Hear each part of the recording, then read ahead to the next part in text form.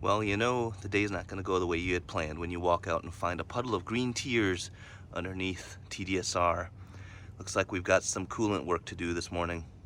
Welcome to Carbon's DIY Garage. Today we are going to be replacing the water pump, which is located right here, or at least that's the front of it.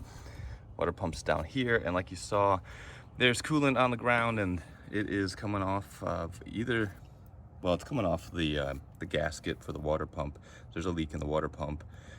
It's showing itself by dribbling down onto the lower radiator hose and then dropping onto the differential and making a lot of puddles on the ground. So we're going to go ahead and replace it. It's not exactly a straightforward task, and I don't know how long these bolts have all been rusting in here, so it could be pretty complicated. But in general, you're going to drain the coolant system, drain the radiator. I think the Jeep's already done that for me. Take the shroud off, take the fan off, take the belt off. We're going to have to remove the power steering pump and set it aside because it's attached to the water pump. And let's see what else. There is on this side of the water pump, it's kind of hard to see with everything still installed, but there's a metal pipe that comes off of the water pump that goes up to your heater core tubing, so we'll take that off. Throw a new gasket on the new pump, put it on, and it should all be good to go. Piece of cake, right? Only time will tell, and we'll see how much rust there is that I have to contend with. Some people do have broken bolts on the water pump, so hopefully that doesn't happen to us. But enough talking, let's get into it. For starters, the engine is already cold, so you definitely want the engine to be cold before you start messing with your coolant system. Secondly, collecting all of the old coolants that can be recycled. And third, radiator cap is off so that it'll give good coolant flow. So this is the drain valve here on the radiator. I've already loosened it up a bit, and so now I'll just go ahead and take it out and let the coolant flow.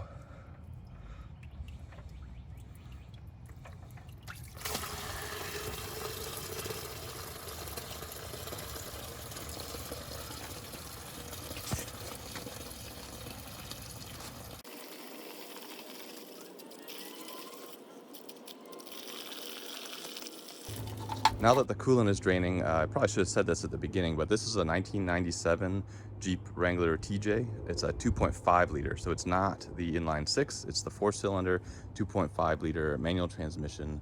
It does have air conditioning. If that makes a difference, I don't know. So the next thing we're going to do is try to get some access to the water pump. So I'm going to remove the upper radiator hose, which is just a screw hose clamp, a worm-driven clamp. Remove the coolant reservoir, which is, it just slides up and comes off, and it's got the overflow hose connected to the radiator. The power steering reservoir, I believe by design you can just slide this up and off the shroud just like the coolant pump. Or the coolant reservoir. I'm not exactly sure because mine is just held on with zip ties. We're also going to remove the intake box, and for me, the way I do it is a hose clamp down here, and a hose clamp over there on the air filter box, and pull it off. There's I think it's a 10mm fastener that holds it to the intake manifold maybe, or the valve cover. I'm not sure because mine's broken, I don't even have that. But basically take this off, and then we'll start to be able to get some access, so then we can take the fan off and the shroud off. But let's go take care of the stuff on top.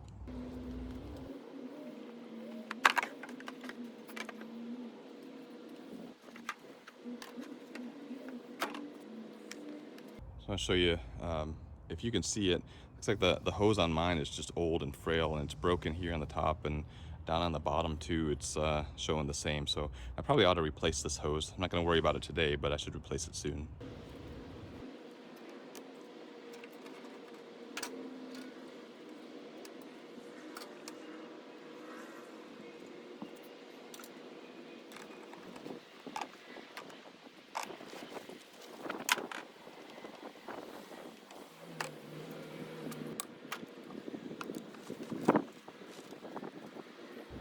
So the next thing I need to do is remove the fan off of the front of the pulley. And there are 4 nuts that use a 1/2-inch socket or a wrench to remove. So you just loosen those, and it should, the fan should just slide forward off of the pulley. And I actually went ahead and broke the torque on them already, but 2 of these were not even tight. So I don't know, maybe that's a good preventative maintenance thing, is to go make sure the nuts holding your fan onto your pulley are actually tight, because it's kind of scary that there wasn't anything really torqued. Maybe just one nut was really well torqued holding this on. But let's go ahead and take this off. Fan belt's still on. I went ahead and loosened the torque, like I said, on all 4 of these nuts. And now I'm gonna go ahead and take the fan belt off so that I can spin the pulley and get easier access to those 4 nuts to take them off. To loosen and remove the belt, you first loosen the bolt on this tensioner pulley here to give you some slack so you can slide this pulley in and out. And then you use this bolt, if you can see it right here, you loosen that, and that will slide the pulley downwards, and then you'll be able to pull the belt off because it'll have some slack on it. And I'm using a 15mm socket on both of these bolts.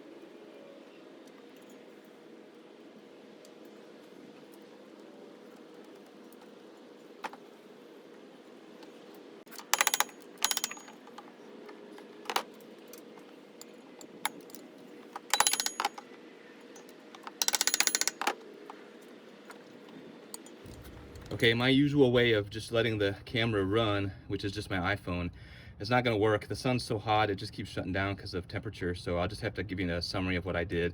The fan did not come off all that easily from the pulley. I ended up having to use a screwdriver as a chisel to pull it away a little bit, and then kind of spin the pulley around and work it off. I, in the end, used 2 screwdrivers, one to hold one side away from the pulley, the other one to work off the other side, and just kind of work it back and forth. And then it did eventually pop off, but it was on there pretty tight.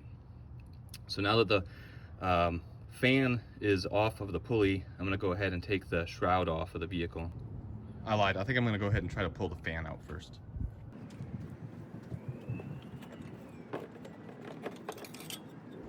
So the fan came out pretty easily. It's pretty dirty on the front. I'm gonna go ahead and clean that off before I put it back in. When I set this down though, I'm gonna set it up vertical like this because there's fluid inside the clutch, and you don't want that to go into places like in the bearings or something. So just set it down so it's vertical.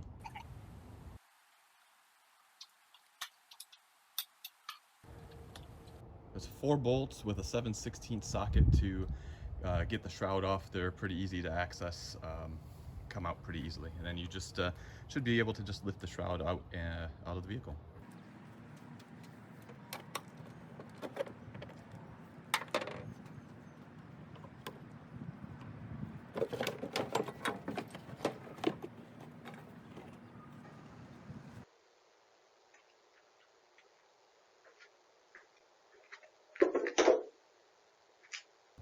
So now we have our first look at the water pump itself.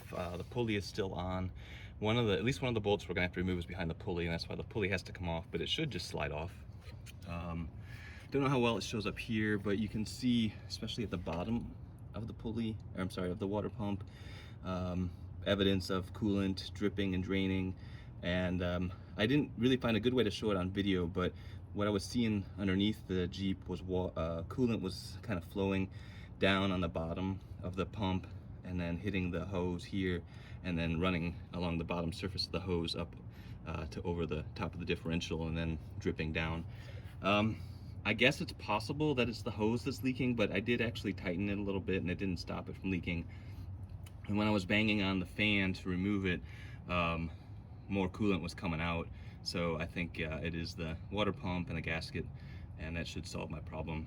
And this is a bracket for the steering pump, and that's why you have to remove, I mentioned earlier, you have to remove the steering pump, and it gets attached to the intake manifold with these 2 bolts, and then also the bracket gets attached here to the water pump. So we'll have to pull that off and push it out of the way just like we did when we replaced the intake manifold and the exhaust manifold. But yeah, we're making progress. Up next, I want to go ahead and remove that pulley, and it should slide off, but it might need a little bit of convincing. Getting this power steering pump off requires removing these two bolts that use a 15mm socket, and then there's a bolt here. Well, I'll show you up here. There's a bolt up here, a bolt here, and then there's actually a bolt down here, and you go through the holes in the pulley to get to those 3 bolts, and those use a 1/2-inch socket. And then the pump and the bracket should come free, and you can set those aside. You don't have to disconnect the power steering line from the pump.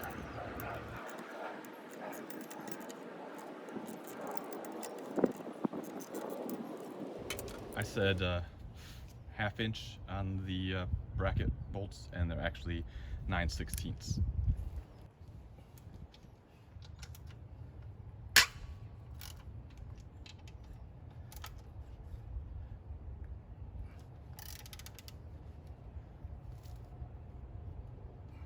Some people might ask, why take the steering pump and bracket off versus just remove the 2 bolts that hold the bracket onto the water pump. You're gonna have to pry the water pump away from the engine, and just trying to slide it up in the little gap that would be between the exhaust manifold and the bracket and everything, that just seems like a real mess. You might be able to do it, but just move the steering pump out of the way, and it'll be a lot easier, I think. Just like that. So you can see those threads right by my little pointer. There's a nut on those threads, and you'd think it was holding this bracket in place, but it's not.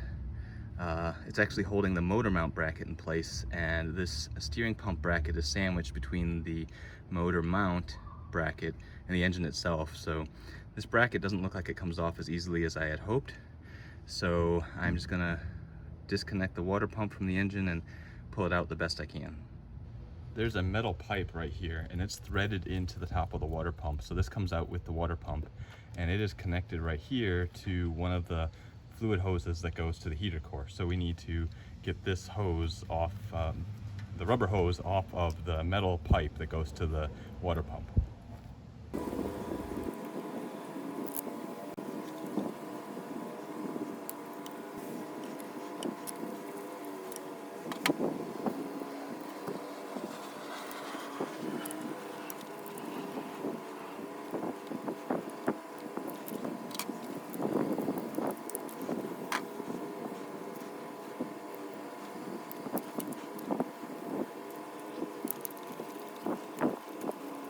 So while the neighbors are mowing the lawn, I'm going to remove the lower radiator hose from the water pump. There's a screw type worm style hose clamp here on the lower radiator hose, and then it comes off just like every other radiator hose. Loosen it up and then just twist it off.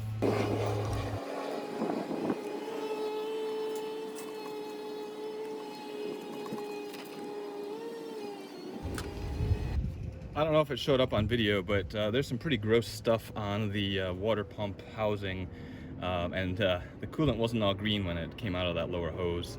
I think before I'm done, I'm just gonna run some hose water through the radiator just to maybe flush it out before I put everything back together. And I did buy a new lower radiator hose, so I think I'm gonna go ahead and continue with my idea of replacing that. But let's go ahead and get this water pump off. There's 4 bolts, and they use a 1/2-inch socket, and from what I understand, every bolt is different length. So I've set up my new water pump on the side. I'm gonna take 1 bolt out at a time and go put it on the new pump, so I don't lose track of which bolt goes where. All right, I've got the 4 mounting bolts out. This one over here was a little bit tighter than I had hoped, and it had a little bit more force to get it unthreaded. So I'm gonna go ahead and run a tap through all 4 of these holes in the block just before I put the new one in, just to make sure that everything's cleaned out with the threads. But let's go ahead and pull this off, see if we can get it free.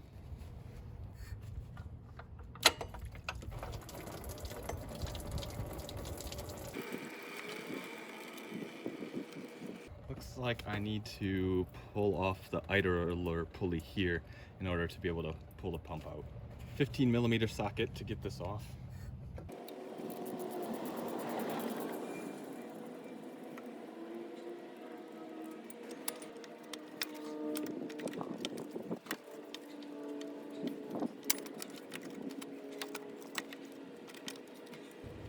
All right, well, as you saw, it was a little bit of a struggle with this bracket. I ended up just kind of shoving it, bending it out of the way a little bit, and it came out okay. This is the inside of the pump. You can see the gasket. You know, it's messed up. I don't know, whatever. It looks bad. Need to replace it, so we did, and there we go. Let me show you what I got going on to get this metal pipe off of the old water pump. First, I'll say that if you just go, I don't know if you can buy a new one of these. I assume you can. I would just buy a new one. It's not worth the extra effort to get the old one off. But if you do have to get the old one off, I'm using a 3/4 inch wrench, and I've got it held in the vise. And to break it loose, just I wailed on it with a hammer to break the torque. But now that I've got it broken loose, if I can get it to bite here, I can get it. It'll take 2 hands though. But anyway, this is the method I'm using to get this pipe off.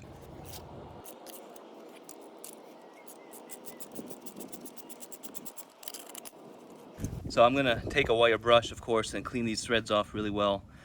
Looking at the end of it, I don't know how well it'll focus, but it doesn't look too bad inside, so I'm just gonna clean up the outside of it, and we'll go ahead and put it on the new water pump. All right, I've cleaned the threads off with a wire brush, put some Teflon tape here on the threads, and now I'll just go ahead and thread it into the end of the water pump. You'll notice I took the bolts out and I moved them back over to the old water pump so that I still know where they go, because each one's that different length.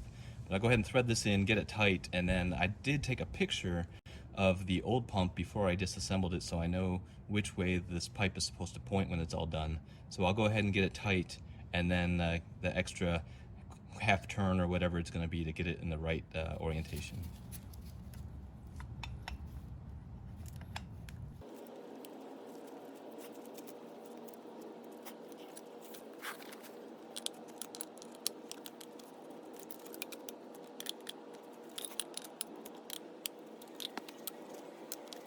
Okay, so I've got the pipe on and in the right orientation. Now there are some studs that go into the water pump. You can remove the studs off of the old pump and move them over here, or you can buy a pack of studs and put in brand new studs.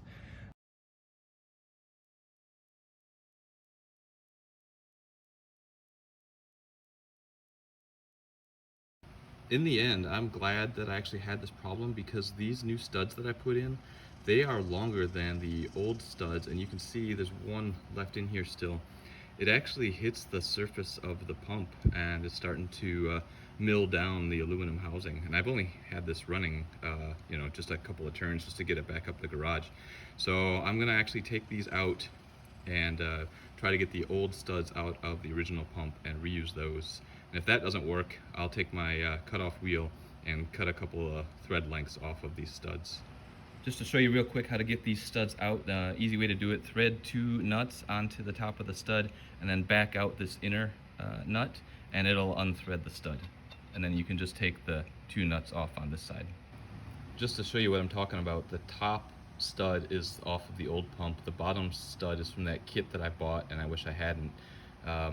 That bottom stud is hitting the housing on the pump, and you can see it's not even fully seated into the disc there. So definitely reusing the studs off the old pump is the way to go, at least for this brand of pump that I'm using.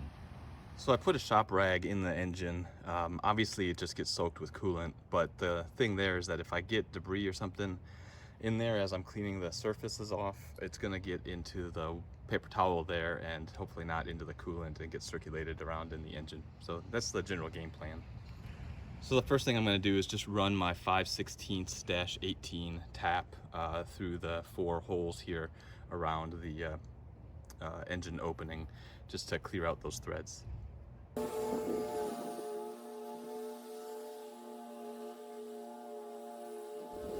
now I'm going to use my scraper to go around the sealing surface, and you really have to get this really clean, like super smooth.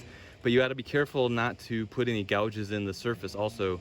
If there's any material left on there, the gasket won't seal. If you make gouges in there, the gasket won't seal. So be thorough, be slow, but be careful as well.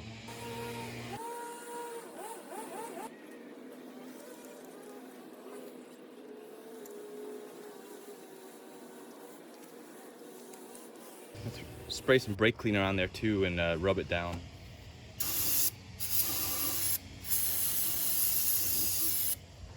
I don't know how long the camera is going to keep running, but I'm going to try to record this. It's been overheating a lot, but I'm going to go reinstall the pump.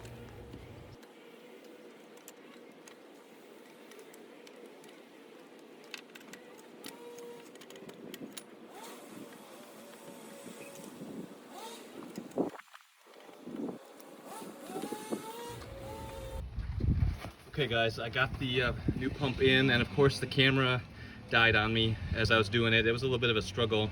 What I ended up doing, first of all, shoving this bracket over as far as I could, and then kind of get the pipe up into the little slot that it goes into. But then this bottom hole, I kind of, you can see I put that behind this bracket first and basically slid it up. All right. Past carbon. I'm going to stop you right there. Interrupt this broadcast to bring you some news from future carbon. 5 days in the future, we're pulling this pump back off. And the reason is that as soon as I filled it up with fluid, it just started raining on the ground. And it was very clear that the gasket was not sealed properly. So I'm here taking it back off. First, one lesson I applied this time, a couple of them, when I took it off, is that I have not only removed the steering pump from the bracket, but I have disconnected the electrical sensor, and that has allowed me to actually pull the steering pump all the way up here. I have it zip tied to the cross member. None of the rubber tubing is tight. The power steering pump reservoir is upright, so it's not going to leak, but it's completely out of the way. And that allowed me to actually bend this bracket off to the side even more. And I know I'm going to have to use some muscle to pull it back in, but it made it easier to get the pump out. And more importantly, it is going to make it much easier to get the pump back in. So I've pulled the new pump off. I haven't touched the gasket at all. This is what it looked like when I pulled it off, and clearly the gasket is not in the proper location. Obviously it's going to create a huge leak, and it actually leaks down here. You can see where all the coolant is, so that's no go. You think I would have learned when I did the thermostat on this Jeep that installing the paper gaskets is difficult and it's hit or miss if it's going to work. I have gone ahead and bought a new gasket from Felpro and also some RTV that's good for coolant, and I'm going to coat both sides of the gasket with that RTV to make sure it's got a good seal. Some of the videos I looked at, they were successful with the paper gasket with dry and no RTV. Other people did use the RTV. I should have known better and just gone with the RTV, especially with my prior history with dry paper gaskets. So got it all taken apart.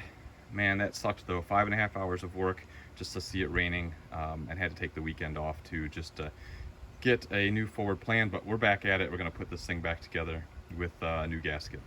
As I'm putting this new gasket on, one thing I wanted to show you is that this Felpro gasket just along this area, so I set it down, it wouldn't just set where the bolt holes are because there's a little bit of a bump out on the gasket causing this to kind of push away. So I just used clippers and just clipped a little bit of material away. So now it sits nice and flush, and it should go in pretty easily and pretty smoothly after I get that RTV on there. All right, I have got a thin layer of RTV on both sides of the gasket, holding it in place and ready to go up against the Jeep. And since I've got that bracket bent further away, I should be able to get this in pretty easily. But let's go put this back on the Jeep. Another item of note, besides cleaning off the surface again, I also use some paper towels to get some coolant out of the bottom here of the motor so that it's not dribbling over the top, so that this bottom surface stays dry, or at least as dry as I can get it when I go and put the pump on with the new gasket.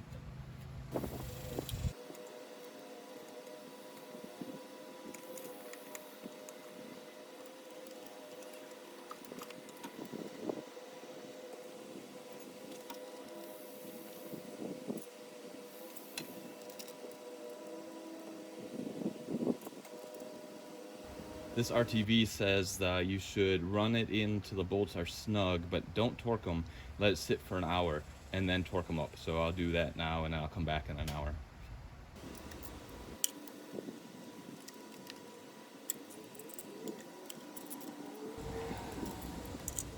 All right, it's been about an hour. I'm gonna go ahead and torque those 4 bolts down to 22 foot-pounds, which is 264 inch-pounds, which is just a really terrible torque number because it's really on the low end of a foot-pound torque wrench, and it's on the high end of most inch-pound torque wrenches. So I've actually got a beam torque wrench that measures starting down at 0 foot-pounds. So I'm gonna use that instead of my the regular 25 to 250 foot-pound torque wrench that I normally use, because this torque range is right in the middle where I don't really have good coverage. When torquing these, you want to do it in a crisscross pattern, like top, bottom, side, side, something like that, X-type pattern like you do in your car wheels. That way you get even pressure on the face of that gasket.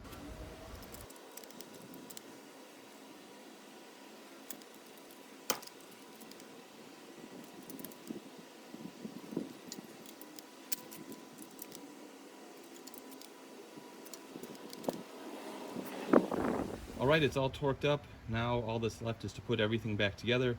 So I'll go ahead and do that. It's largely just the opposite of taking everything off, but as I come across some interesting tidbits, I will pass those tips along. Otherwise, we'll just more or less jump ahead to filling it back up and seeing if it starts raining again. The first thing as I'm going through and putting this back together, yes, of course, that bracket was a little bit to manhandle to get it in place, but it was not a big deal. It's way worse just getting that apart. But one thing, this heater line hose that connects to that metal piping, when I got it up here, initially it was this metal pipe. Where is it? There it is. It worked okay, but it was pointed a little bit towards this bolt head, and so the rubber hose, I could get it on, but I couldn't get the spring clamp to come through. And I could have figured that out, but I was worried about the rubber hose rubbing up against the alternator. So what I did is I just got my 3/4 inch wrench, and since I can still access the flats here, I just turned it a little bit until this metal pipe is free and clear. So that's the easiest way to work it. And I would say though, you want to err on the side of pointing over here, because if you're pointing too far over in this direction, and you really don't want to loosen it, because that's gonna mess with all the sealing that you did. So err on the side of pointing over towards this alternator and then having to adjust it once you get it installed. I have reinstalled the steering pump and that stupid steering pump bracket that, man, if we didn't have that bracket to mess with, this job would be so much easier.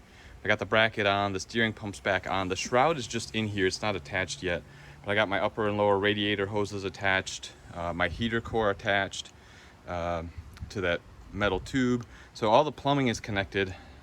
This is pretty much as much put together as you have to get before you can start putting fluid in it. So I'm gonna go ahead and start putting coolant in it, and let's see if there are any leaks. Of course, since I set the camera up to record a downpour from above the differential, the gasket is leak tight, no drips or rain, radiator is full, you can see, with fluid. So now I'm gonna go ahead and put the shroud back on, the belts, idler pulley, all that stuff that still has to go back on, get that all put together, start the engine, and then finish filling up the system and get the air out of it. And then I think we're almost done, but never get ahead of yourself, I guess. All right, I've got TDSR put all back together. The belt's on, air box is on, fan shroud is on, the overflow tank is on. If you'll notice, since I had a few days of between the first time I installed this pump and the second time, I did buy some more hose, and I replaced this hose to the overflow tank, so that's nice and new. One other reminder, since I always seem to forget, when you put your belt back on and you get it tensioned and everything, don't forget to tighten your idler pulley. For some reason, I always seem to forget that and then remember at last minute, because if you don't get that tightened down, I imagine that you'll probably lose your tension. You may lose the belt, you might lose the idler pulley, I'm not sure, but can't be anything good, so make sure you get that tightened back up. But TDSR is, I think, ready to go, and still no leaks out of the radiator, so I'm going to start it up and start getting the air out of the system, and I think we're almost done.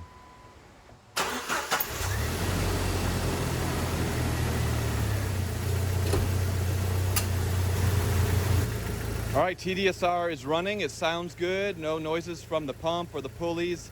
I'm filling it up with radiator fluid with coolant.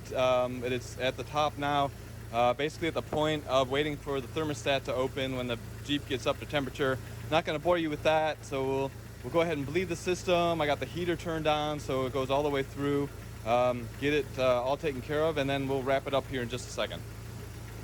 All right, my friends, that will wrap it up for this latest edition of Carbon's DIY Garage. TDSR is back up and running. The coolant system is leak-free, and that is great news. Coolant pump has been replaced successfully in the end. So some people might ask me how long this took me to do. It took me 5.5 hours to get the pump replaced the first time, and then it leaked afterwards. I'd say the second time around, it took me about an hour and a half to get the pump out for that second time, since I'd done it before. And putting it back together, maybe another hour. So if you've done it before, maybe 3 hours, and if you're not filming. But all in all, for me, it took a really long time. Glad I could do it over a couple of days. Hopefully you found the video useful, some tips and tricks along the way to make it easier for you, since you don't want to learn my lessons the hard way yourself if you can avoid it. I've just recently passed 1,000 subscribers, and for those of you who have subscribed to the channel, I really appreciate it. I try to answer every comment I get, so if you have comments or questions, please drop them below. If you want to support the channel, subscribing is great. Hit that notification bell, that helps too. And if you want to contribute to new parts or new tools fund, you can do that through buymeacoffee.com. The link's in the video description. Or you can use the super thanks button on this video or any of the other videos of mine that you look at. So thanks again for watching. Hopefully this video has been helpful. Subscribe, like, thumbs up, notify, all that good stuff. And until the next video, you guys take care. Have a good one.